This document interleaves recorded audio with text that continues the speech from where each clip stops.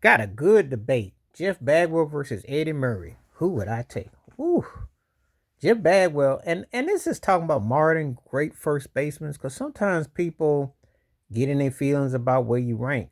Well, if you take Jeff Bagwell's base running, his field work, and everything, he ranks pretty high. Now, is he Albert Pujols high? No, but amongst his peer core, very few are seeing him. Like when I think about Rafael Palmeiro, who did have the stats, just never really. It was kind of like a dude who was a have more prolific version of Keith Hernandez. But do I think he was better than Hernandez? See, these things are very misleading because sometimes you see numbers, you see stats, and you think a dude is really all that, and then it depends on how you leveling at it. But Jeff Bagwell, in his favor, was very complete. Beat you with the stick and beat you in the ground. He was very versatile. He spent his entire career with Houston, and the killer beats him and Craig Biggio.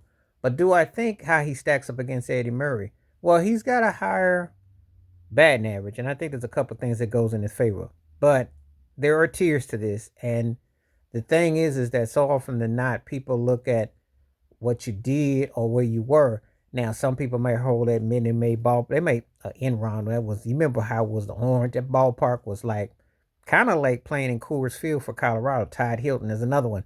Sometimes you benefit from a prolific offense, and sometimes it works against you. It all depends on where we're coming from. But and Bagwell, sadly, they did they missed out on winning the chip. They did go, I think the World Series against Chicago White Sox. They missed out. They didn't really start to be dominant to sadly like years after he had retired. He missed out on that. Because the Astros the last decade, as you know, regardless of where you come down on it, have been one of the most dominant teams. So he missed out on that. But the offensive dominance he was part of with him and Craig Biggio. Now, asking me, Eddie Murray was one of the best players I ever saw switch hitter. And I know everybody gonna slurp up Mickey Mantle, and Mickey Mantle before my time. I did see Eddie Murray. I saw highlights. I don't think Mickey Mantle could hang with Eddie Murray. Eddie Murray was something else. Cause I put it to you like this: I think Cal Ripken Jr.'s career would have been even better. That's right, I said it.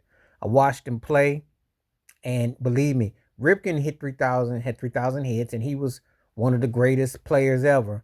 And he had that consecutive game streak, and maybe had all the innings along with it, broke Lou Gehrig's record. But I think that it hurt him because he didn't have a stick that could protect him. And I think not having Eddie Murray. Eddie Murray was one of the greatest switch hitters ever. He was from his Baltimore Oriole days. He was in the Dodgers. He could ball wherever he went. And he was low key, didn't go out of his way. But that dude brought it. That dude brought it. He was lunch pail, but he brought it.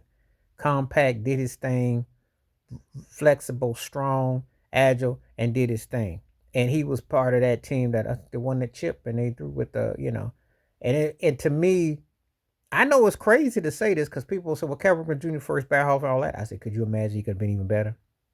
Sometimes in baseball, chemistry is everything. Whoever is your hitting, but some people benefit from it, some don't. I'll give you a case in point. I don't think as great Dale Murphy would have been a first ballot Hall of Famer if Bob Horner stays there in Atlanta. Bob Horner went to St. Louis and fell off. It's kind of like when Greg Luzinski left Philly and went to the White Sox, but it didn't hurt Mike Schmidt. Sometimes who you playing with can benefit you, and sometimes it can expose you.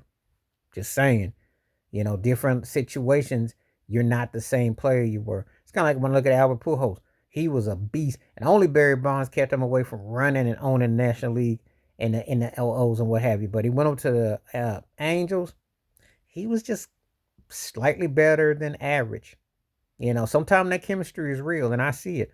But anyway, asking me out of Murray and Jeff Bagwell, I'm going with Eddie Murray. He had a little bit better overall, the depth, the magnitude.